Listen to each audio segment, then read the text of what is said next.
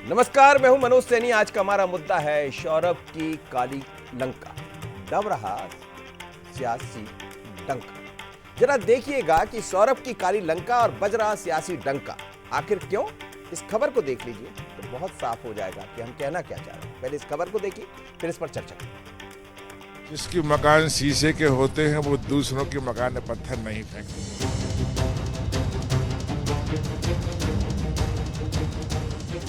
BJP के गोविंद यानी cabinet मंत्री गोविंद सिंह राजपूत का ये बयान सियासी जंग का ऐलान है।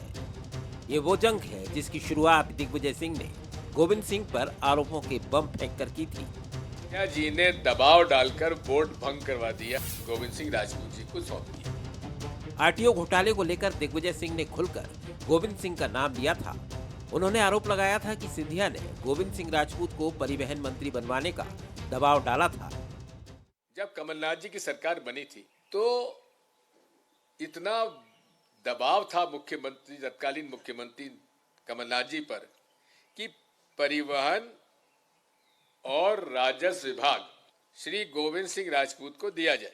कमलनाथ जी ने एक बोर्ड गठित कर दिया था। ऐसे ही सरकार गिर के और सिंधिया जी ने दबाव डालकर बोर्ड भंग करवा दिया और पूरा अधिकार गोविंद सिंह राजपूत जी को सौंप दिया। दिग्विजय के इन आरोपों पर अब गोविंद सिंह राजपूत ने पलटवार किया है। बात निकलेगी तो दूर तलक जाएगी कहते हुए राजपूत ने साफ शब्दों में कहा कि जिनके घर शीशों के होते हैं वो दूसरों के घर पत्थर नहीं फेंकते। इसके साथ ही गोविंद सिंह राजपूत ने दिग्गी राजा को कांग्रेस सरकार के जमाने के उमंग सिंघार के लगाए आरोपों की याद दिलाई। उमंग सिंगार जी जो आज विधानसभा में नेता प्रतिपक्ष हैं, उन्होंने दिग्विजय सिंह जी के बारे में क्या कहा था वो आप अभी यूट्यूब चैनल पर सर्च करके देख सकते। बात निकलेगी तो दूर तलब जाएगी।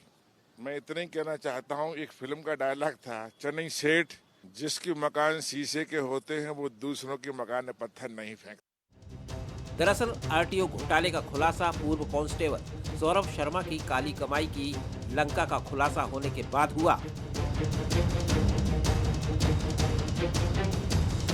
सौरभ के यहाँ पड़े छापे में 52 करोड़ से ज्यादा का सोना चांदी, 11 करोड़ से ज्यादा कैश अब तक मिल चुका है। मामले का खुलासा होने के बाद इस पर जमकर सियासत हो रही है। कांग्रेस इसको लेकर नॉन स्टॉप सवाल पूछ रही है तो बीजेपी लगातार जांच की बात कह रही है। अब दिग्विजय सिंह और गोविंद सिंह राजपूत के बीच सौरभ शर्मा की काली लंका को लेकर बयानों का डंका बज रहा है। नमस्कार, मैं हूं मनोज सैनी। आज का हमारा मुद्दा है सौरभ की काली लंका, बज रहा सियासी डंका। सौरभ की लंका अब ढह गई, यानी जल गई। लेकिन लंका जब जली तो फिर तमाम तरह की चीजें भी सामने आ गई, क्योंकि सौरभ यहां नहीं है। सौरभ तो अभी विदेश में है, दुबई में है, और कहा जा रहा है कि उसको लेकर लुकआउट नोटिस जारी किया गया। एक याचिका भी लगाई गई, उसे भी खारिज कर दिया गया। यानी सौरभ को आना पड़ेगा, और जब सौरभ मध्य प्रदेश वापस लौटेगा तो लोकायुक्त और फिर साथ ही आयकर विभाग के सामने तमाम पूछताछ होंगी, तो और भी खुलासे होंगे। लेकिन दिग्गी का ये कहना, ये दिग्विजय सिंह जी का गोविंद सिंह जो उस दौर के परिवहन मंत्री रहे हैं, सीधा आरोप लगाना जैसा वो कह रहे हैं, क्या ये माना जाए कि उसी दौर की ये लंका है जहां से सौरभ भी पनप गए और बहुत कुछ। तो चलिए आज समझते इसको कि आखिर दिग्विजय सिंह किसको निशाने पर लेना चाहते हैं और किस किस के घर शीशे के हैं और किसके घर पर पत्थर पड़े। मेरे साथ 3 मेहमान जुड़ेंगे, लेकिन उससे पहले जरा वो 3 सवाल देख लेते हैं जो आज चर्चा के नजदीक है। क्या आरटीओ घोटाले के बहाने दिग्गी गोविंद की सियासी अदावत सामने आई है? क्या सिंगार का जिक्र करके गोविंद राजपूत ने दिग्विजय सिंह को आईना दिखाया है? क्या सौरभ शर्मा की काली लंका एमपी में बड़ा सियासी मुद्दा बन गई है? तो ये वो सवाल है जिनकी चर्चा के हम नजदीक रहने वाले। अब उन मेहमानों से मिल लीजिए। पंकज चतुर्वेदी है मेरे साथ, भारतीय जनता पार्टी के प्रवक्ता, सीनियर प्रवक्ता, मोटिवेशनल। आपका बहुत स्वागत है पंकज जी। साथ ही जुड़ रहे हैं मिथुन अहिरवार जी, कांग्रेस के प्रवक्ता है। मिथुन जी आपका भी बहुत स्वागत है। और दिनेश गुप्ता जी है, वरिष्ठ पत्रकार। सर आपका भी बहुत स्वागत है। दिनेश जी आपके पास ये आना चाहूंगा। लंबा समय बीत गया, करीब करीब हफ्ता भर हो गया, सप्ताह भर, और चर्चा में खूब बना। ये भी बहुत क्लियर हो गया है कि आरटीओ में दलाली होती थी, आरटीओ में जो खेल खेला जाता था वो सौरभ शर्मा के यहाँ पड़े ठिकानों के छापे से साफ हो गया। कौन उस समय मंत्री था? दिग्विजय सिंह जैसा कह रहे हैं तो गोविंद सिंह का बड़ा स्पष्ट दिखाई दे रहा है कि उनका सीधा आरोप गोविंद सिंह जी पर है, लेकिन बात बीच में सिंधिया जी की चर्चा भी आ जाती इस पूरे घटनाक्रम कर। और फिर गोविंद सिंह ये भी कह रहे हैं कि जिनके घर शीशे के होते हैं वो पत्थर नहीं उछाला करते। तो किस किस के घर शीशे के हैं सर?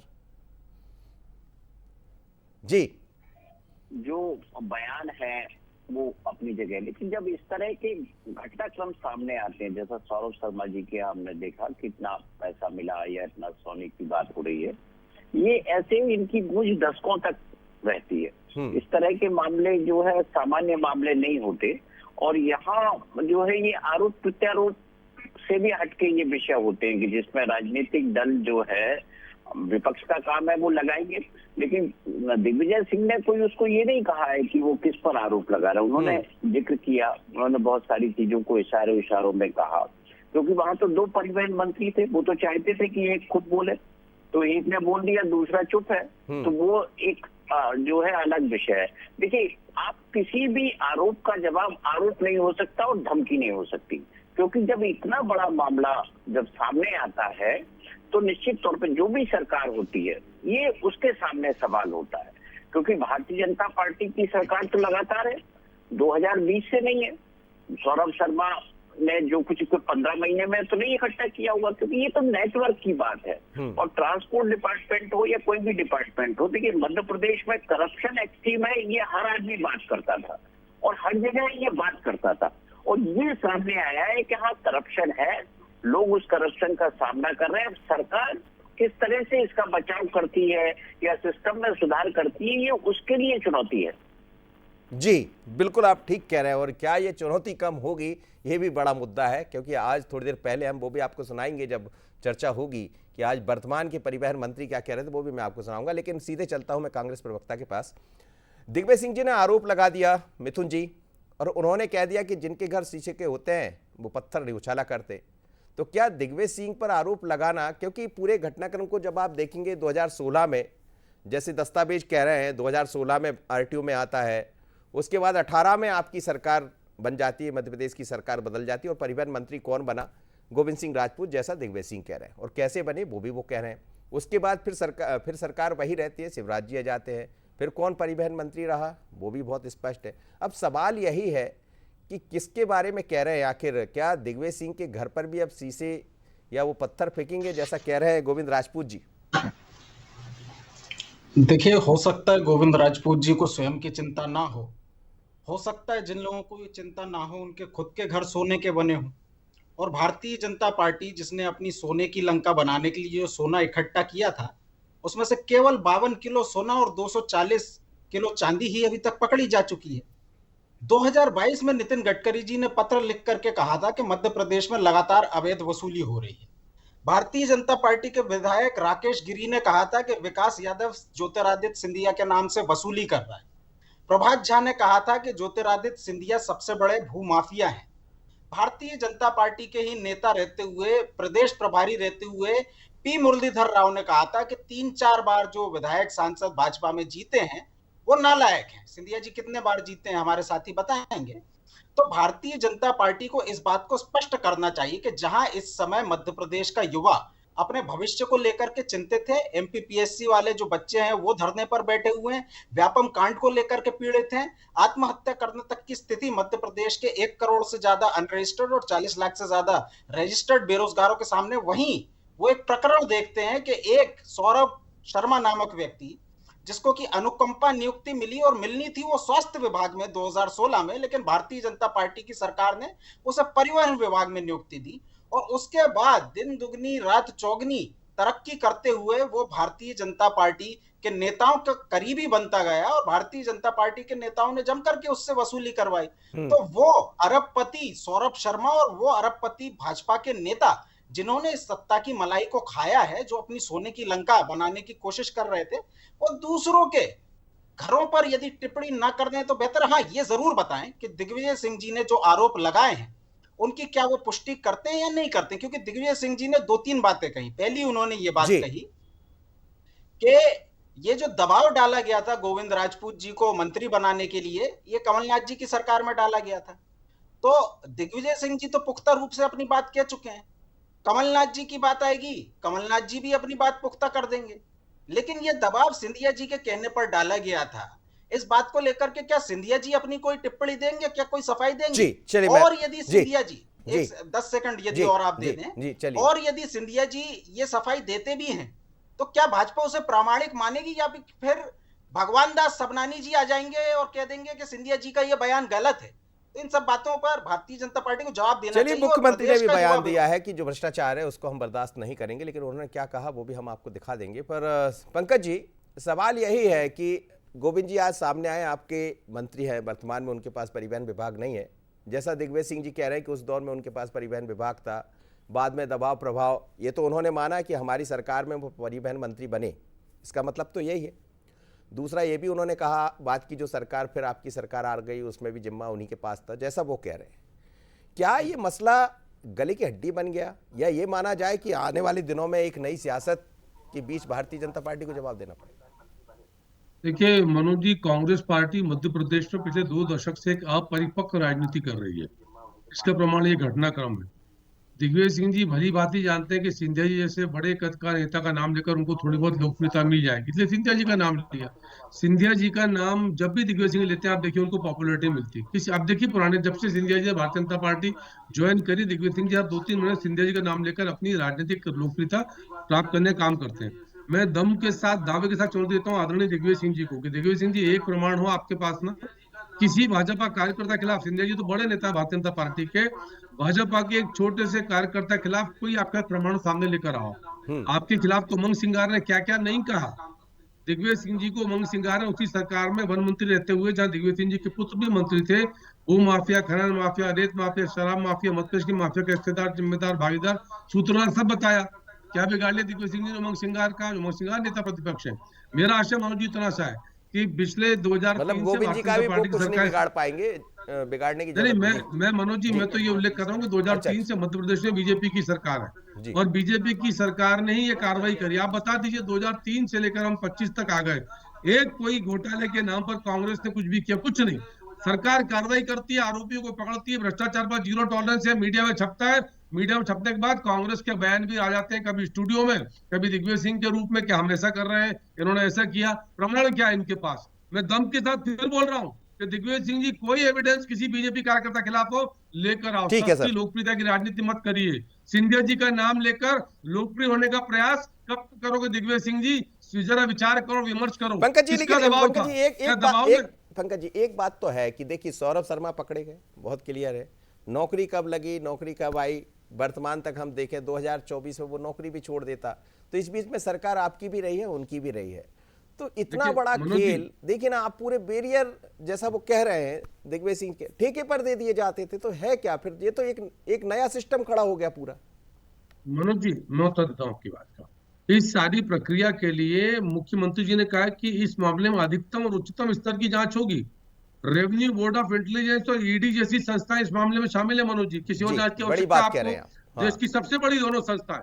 और मुख्यमंत्री जी ने कहा है, और फिर दोहरा रहा हूं माननीय मुख्यमंत्री मोहन यादव जी के हवाले से, कि किसी भी प्रकार के अपराध की, भ्रष्टाचार की माफिया में मध्य प्रदेश में कोई जगह शेष। चलिए सर, आप कह रहे हैं तो मैं सुनाई देता हूं क्या मुख्यमंत्री जी ने, सर सुन लीजिए मुख्यमंत्री जी ने क्या कहा था। और आज जब वर्तमान परिवहन मंत्री उदय प्रताप से ये सवाल किया गया तो उन्होंने क्या कहा? उन्होंने तो ये भी कह दिया, क्या क्या कहा जरा आप सुन लीजिए, फिर इस पर चर्चा भी हो जाएगी। सुन लीजिए पहले मुख्यमंत्री डॉक्टर मोहन यादव और फिर उदय प्रताप सिंह। हमारी सरकार ने कई सारे सरकार के गठन होने के साथ कठोर निर्णय लिए, जिसमें एक बड़ा निर्णय लिया, सभी टोल बैरियर पर जो वसूली चलती थी या टोल पे शिकायतें थी, हमने सबको अपनी सरकार ने बंद किया। और हमारा प्रयास रहेगा कि हम किसी भी हालत में किसी तरह के भी करप्शन को बर्दाश्त नहीं करेंगे। इसमें जिस स्तर पे भी कार्रवाई करना, लगातार हमारी सरकार ये कार्रवाई करती रहेगी। हमारे प्रदेश के साथ हम कदम से कदम मिलाकर के सभी प्रकार के विकास के मामलों को लेकर लगातार चलाते रहेंगे।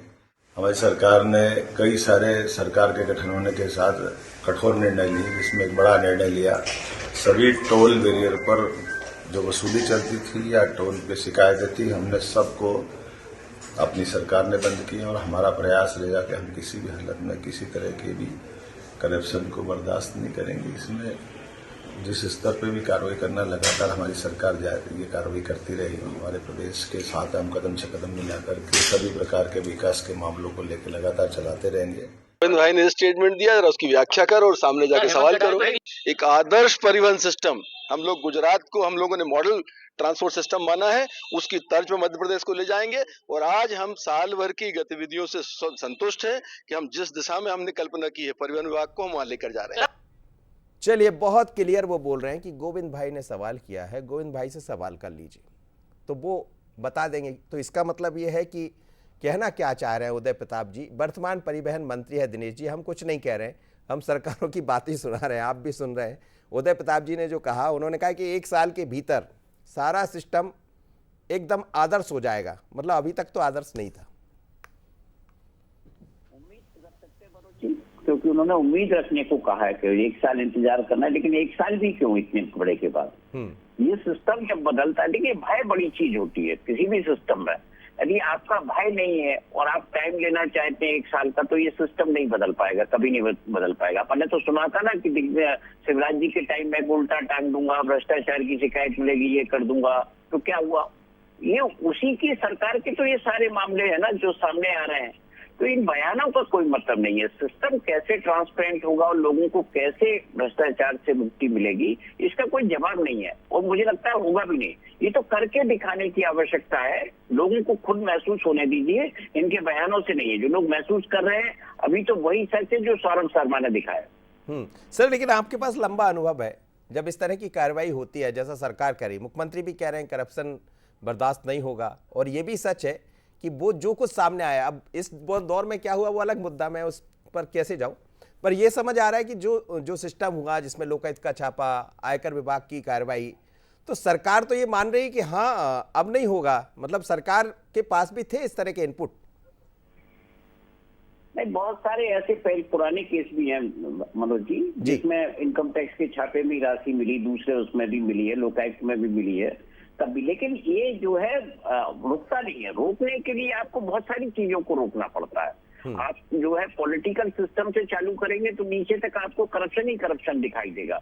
और देखिए बहुत सारी चीजें होती है, बदलाव करने की बात होती है, लेकिन यहाँ मंशा बदलाव की नहीं दिखी हमको कि मंशा उनकी बदलाव की है। अभी भी आप देखिए ना कि वहाँ ट्रांसपोर्ट डिपार्टमेंट में अभी क्या हो रहा है, लोगों को आरसी नहीं मिल रही है, रजिस्ट्रेशन की पीडीएफ फाइल को लेकर ये विवाद चल रहा है, वो कंपनी बाहर हो गई है, बहुत सारी चीजें हैं जो जनता आम आदमी परेशान हो रहा है। इस पर किसका ध्यान है? कि किसी ये परिवहन मंत्री ने बैठक की कि लोगों को आरसी क्यों नहीं मिल रही?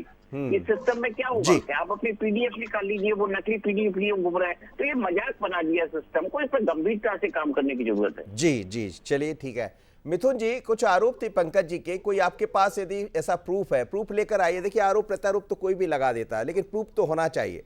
हम भी आपके आरोपों के माध्यम से ही कह रहे हैं कि दिग्विजय सिंह जी ने आरोप लगाया, दिग्विजय सिंह जी का बड़ा आरोप। सौरभ शर्मा पकड़ेगा ये बहुत स्पष्ट है, सौरभ शर्मा कब से कब कर रहे थे वो भी बहुत स्पष्ट है। लेकिन क्या इस बीच में जैसा आप आरोप लगा रहे हैं, कुछ दस्तावेज लेकर आप लोग भी आएंगे?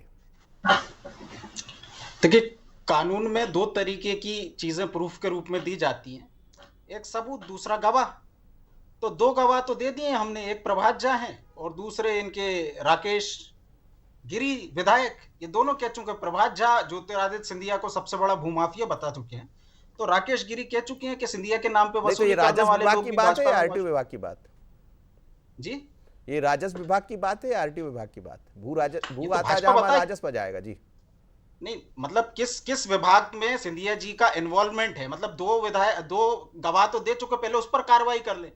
दूसरी बात यह है कि सरकार में जिम्मेदारी होती है, सरकार का जो मॉडस ऑपरेंडी है, जिस तरीके से सरकार काम करती है, विपक्ष ने आपको जानकारी दे दी।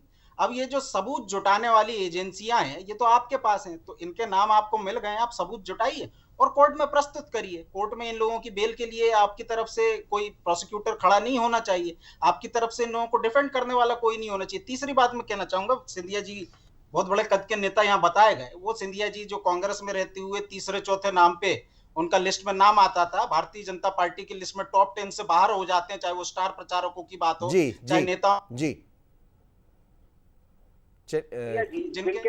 जिनके राजनीति में आने से पहले दिग्विजय सिंह जी मुख्यमंत्री बन चुके थे, वो कद बताएंगे। वो ज्योतिरादित्य सिंधिया जी, जिनको भारतीय जनता पार्टी इस काबिल नहीं समझती कि विजयपुर के उपचुनाव में उनको बुलाया जा सके। उनका कद क्या है वो तो पूरा देश जानता है, पूरी दुनिया जानती है। और है। भाजपा के नेता समय समय पर बयान देकर के बताते भी रहते हैं। लेकिन आज विषय ये है कि मध्य प्रदेश, जिसका युवा आज बेरोजगार है, जिसका किसान आज खाद के लिए भटक रहा है, वहां ऐसे धन कुबेर लगातार निकलते जा रहे हैं। और भारतीय जनता पार्टी यदि ये कहती है कि हमने टोल नाकों के जो वसूली जो है बंद करवा दी, तो शिवराज सिंह चौहान के शासनकाल में ये जो हो रही थी और उस समय के जो मंत्री थे उनकी यदि जिम्मेदारी अगर नहीं मानी जाएगी, मुझे लगता है ये सबसे बड़ा गवाही मोहन यादव जी ने गवाही दे दी कि शिवराज सिंह जी के कार्यकाल में अगर ये वसूली हो रही थी तो मोहन यादव जी ने उसको खत्म कर दिया है। तो ये गवाही तो उन्होंने दे दी, अब इसके ऊपर कम से कम कार्रवाई कर दी जाए। चलिए पंकज जी, भारतीय जनता पार्टी को चाहिए। सर समय नहीं, पंकज जी जवाब दीजिए। देखिए मनोज जी, आधारहीन बातचीत करने में कांग्रेस पार्टी तो पारंगत है, इसीलिए परास्त और पराजित भी लगातार 2-3 दशकों से इस मध्य प्रदेश में। अभी कांग्रेस कह रही कि हमने सबूत दे दिए, जानकारी दे दी। सरकार मनोज जी भाजपा की सरकार कार्रवाई करे, बीजेपी की सरकार गिरफ्तार करे, बीजेपी की सरकार सामान जब्त करे, बीजेपी की सरकार भ्रष्टाचार को मिटाने का काम करे, और बेगाने शादी अब्दुल्ला कौन? कांग्रेस पार्टी दीवाना बन के सबसे आगे मैदान में कि हमने किया। ये 3 में या 13 में किसी गिनती में नहीं। कहाँ है कांग्रेस पार्टी में? तो फिर कह रहा हूँ कि 2003 से लेकर 2025 आ गया, एक भ्रष्टाचार का कोई मामला यदि कांग्रेस पार्टी लेकर आ पाई तो बताए, क्योंकि है ही नहीं। हमारी सरकार दम के साथ कार्रवाई करती है। हमारी सरकार कहती है कि भ्रष्टाचार को मिटा देंगे, मिटिमेट कर देंगे, नाश कर देंगे, उसी पर बातचीत करते हैं। और मैं फिर कह रहा हूँ कि दिग्विजय सिंह जी, कोई प्रमाण हो तो प्रमाण के साथ आइए। सिंधिया जी का नाम ले लेकर वो नाम सर वो नाम ले रहे थे सर वो नाम ले रहे थे वो कि नहीं, क्या शैलेंद्र या संजय श्रीवास्तव क्या कह रहे थे, पटेल कोई तुमराम नाम ले रहे थे कि ये आईटी में ना रहते हुए भी दलाली कर रहे थे। जी मनोज जी, मैं भी नाम ले सकता हूँ ना। नाम लेने से क्या काम बन जाता है? क्या मैं आप और नाम लेके दिग्विजय सिंह जी कोर्ट है क्या? इसके आधार पर तय हो जाएगा कि दिग्विजय सिंह ने कह दिया वो व्यक्ति आरोपी, जिसको दिग्विजय सिंह ने कहा वो व्यक्ति निर्दोष। ऐसा संभव नहीं ना। दिग्विजय सिंह जी किसी का भी नाम ले, वो उनका अपना काम करेगा, वो नोटिस भी देगा मानहानि की जिसके नाम ली दिग्विजय सिंह ने। मैं तो ये जानना चाह रहा हूँ दिग्विजय सिंह जी, प्रमाण क्या आपके पास? आपके पास कोई एविडेंस? और इसलिए फिर आग्रह करूंगा दिग्विजय सिंह जी, आपकी आयु हो गई, वरिष्ठ आदमी है, कब तक सिंधिया जी का नाम लेकर राजनीतिक लोकप्रियता पाने के काम करते रहेंगे? शोभा नहीं देता कि किसी भी मामले सिंधिया जी का नाम लो, राजनीतिक लोकप्रियता प्राप्त करो और मामला खत्म हो जाए। प्रमाण लेकर आइए, आधार जिनके नाम लिए क्या एविडेंस है? आप जिन नामों बताइए मिथुन जी, क्या एविडेंस है आपके पास? क्या प्रमाण है? आपने नाम लिया, जैसा कह रहे हैं दिग्विजय सिंह जी, संजय श्रीवास्तव का नाम ले रहे थे, तुमराम का, पटेल का, दुनिया भर के नाम, आप एविडेंस बता दीजिए। के नाम पर चलती है, उनसे तो ऐसी टिप्पणी आएगी ही। लेकिन विषय ये है कि हमने तो कह दिया कि भाजपा में ही लोग गवाह मौजूद हैं। स्वयं मोहन यादव कह रहे हैं कि वसूली होती थी। नहीं, ये उन्होंने ये नहीं कहा, उन्होंने कहा सिस्टम ठीक कर रहे हैं जी, उन्होंने कहा बर्दाश्त नहीं किया, ऐसा होगा तो बर्दाश्त। उमंग सिंगार ने कहा दिग्विजय सिंह भ्रष्ट माफिया, उमंग सिंगार ने कहा मनोज जी दिग्विजय सिंह माफिया है, उमंग सिंगार ने स्थापित किया। उमंग सिंगार ने कहा ना किसी और के सर्टिफिकेट होते हैं मनोज जी, कोई और प्रमाण पत्र चाहिए क्या? उमंग सिंगार के प्रमाण पत्र के अलावा कोई प्रमाण पत्र चाहिए? कोई और प्रमाण पत्र चाहिए? उन लोग बस से बैठकर आते थे, आज मालिक बने हुए, जानना चाहते हैं उमंग सिंगार ने क्या क्या दोनों एक दूसरे से बात कर लेते हैं। मध्य प्रदेश में भू माफिया, रेत माफिया, खनन माफिया, शराब माफिया जिम्मेदार भागीदार था, कौन है लोग जानना चाहते हैं। उमंग सिंगार ने किसकी बात करी? चलिए सिंगार ने सिंगार ने चेहरा दिखाया लोगों को, उमंग सिंगार ने वास्तविकता बताई। दिग्विजय सिंह इस मध्य प्रदेश में जिम्मेदार भागीदार षड्यंत्र का दिनेश जी की बात सारे मामलों की जिम्मेदार भ्रष्टाचारी दिग्विजय सिंह, बात की जिम्मेदार दिग्विजय सिंह, जिम्मेदारी दिग्विजय ठीक है सर। मैं दिनेश जी से अंतिम एक प्रतिक्रिया ले लूं सर, आप दोनों की बात होगी, मिथुन जी, पंकज जी, बस हो गया सर। दिनेश जी अंतिम प्रतिक्रिया, दिग्विजय सिंह की जो अदावत है वो क्यों आ जाती है सिंधिया जी के ऊपर? चलते चलते बहुत छोटी सी प्रतिक्रिया, हालांकि बात गोविंद सिंह राजपूत वर्सेस दिग्विजय सिंह की चल रही, परिवहन विभाग की चल रही है, लेकिन सिंधिया क्यों आ जाते हैं बीच में? जी बहुत छोटी सी प्रतिक्रिया है। नहीं देखिए, सिंधिया तो आएंगे क्योंकि दिग्विजय सिंह की जो पूरी जिस तरह से सरकार चलाने की रणनीति थी या जिस तरह से 5 साल का एजेंडा था, तो वो तो खत्म ही हो गया था ना। यदि सिंधिया जी ने सरकार छोड़ी तो अब इसका दर्द तो होगा ना कि आपने जो है सरकार चली गई आपके हाथ में जो थी, तो ये उसी के कारण तो है ही। और बाकी जो राघवगढ़ और ग्वालियर घराने का तो झगड़ा पुराना है, जब सिंधिया जी राजनीति में नए नए आए थे तब भी कोई दिग्विजय सिंह से उनके बहुत अच्छे रिश्ते नहीं थे, ना दिग्विजय सिंह उनको कोई बहुत प्रमोट कर रहे थे। राजनीति है, राजनीति में प्रतिस्पर्धा है, और महल की और जो हम देख रहे हैं रावगढ़ के किले की तो हम परंपरागत तौर पे देख रहे हैं, तो वो वही है, इससे ज्यादा उसमें कुछ है नहीं जी। और वही है, और वही अदावत बार बार सामने आ जाती है, लेकिन इस अदावत के बीच में चर्चा तो आरटीओ विभाग की चल रही है और बड़ी चर्चा है। बहुत धन्यवाद पंकज जी आपका, मिथुन जी आपका और दिनेश जी आपका।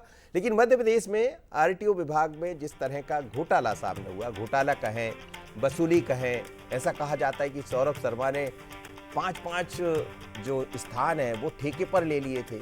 अब कौन थे उस दौर के परिवहन मंत्री, जैसा दिग्विजय सिंह आरोप लगा रहे थे, दिग्विजय सिंह का नाम ले रहे, लेकिन बहुत सारे ऐसे सवाल हैं। आरोप लगाना एक अलग मुद्दा है, लेकिन इस पूरे मसले को लेकर लोकायुक्त भी जांच कर रहा है, और साथ ही अन्य जो केंद्रीय एजेंसियां हैं, चाहे आयकर विभाग की बात करें, ईडी की बात करें, तो जो भी इसमें होगा उम्मीद ये की जाना चाहिए, चाहे वो राजनेता हो या अफसर हो, सामने आए, क्योंकि जनता जनार्दन बड़े विश्वास के साथ आपको सत्ता तक पहुंचाती है, आपसे उम्मीद भी यही करती। तो आज इतना ही, मुझे दीजिए इजाजत, लेकिन आगे देखिए छत्तीसगढ़ आज का मुद्दा, विष्णुदेव का चक्र सुदर्शन गढ़ में सियासी टेंशन। नमस्कार।